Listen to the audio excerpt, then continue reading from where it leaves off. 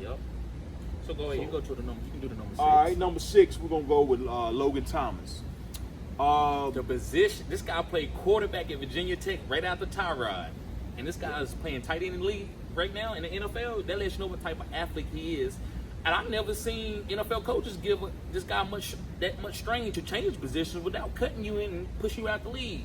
So this guy must have been having a pretty good camp. And what I seen Sunday, they needed him. Did you see that catch where the guy about intercepted it, but he extended it out? Yeah. He failed, got up before they get him, and got the first down. That was the play that I think switched the game around. Well, see, and that's one of the things that gives positionless players, in a sense, like him, who transition to other quote unquote positions, like Taysom Hill, same way. And this is something that a lot of people don't talk about. But when you got guys like that, like Logan, Taysom Hill, even what's my boy that used to play for the Raiders that switched over and he played for the Redskins? Terrell Pryor. Terrell Pryor. When you got guys who especially play quarterback, who reads the defense better than anybody on the field? Quarterbacks. So when you switch over to another position, it's almost like a telepathy in a sense. You got a connection with the quarterback because the quarterback already know he can see the defense. You see what I'm saying? Yeah. But then when you got a position player who can see the same thing the quarterback does, that gives them a step ahead of DBs. You know what I'm saying? Yeah. So to me, it's key. You're gonna see a lot more of this happen. Guys coming in, especially quarterbacks, who quote unquote. And I feel like, man, this is kind of off subject, but going back to my boy in Denver, they wanted him to switch over, but he said, no, I'm gonna be a quarterback. Tim Tebow. Tim Tebow. My favorite quarterback. I love me some Tim Tebow. Personally, he's a great person and a player. Now I do believe that, you know what I'm saying? I think they should have kept him at quarterback, but imagine if he had played tight end. In my opinion.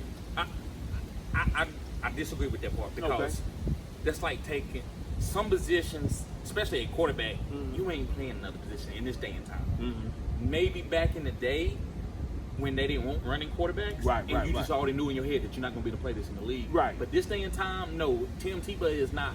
He's just a quarterback at heart. So when when your heart says quarterback, you're not going to want to switch positions and banging against guys all the time because your mentality isn't there. So that even gives more respect to Logan Thomas to do that.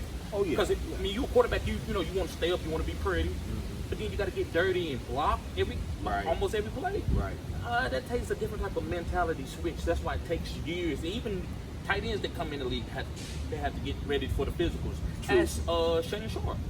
It took him a couple years to get ready to bang in the run game. Yeah. So Logan Thomas to be able to bang in the run game like he's doing, it's big. I tip my hat to you, bro. It's big. But like I said, and yesterday he had 8 targets.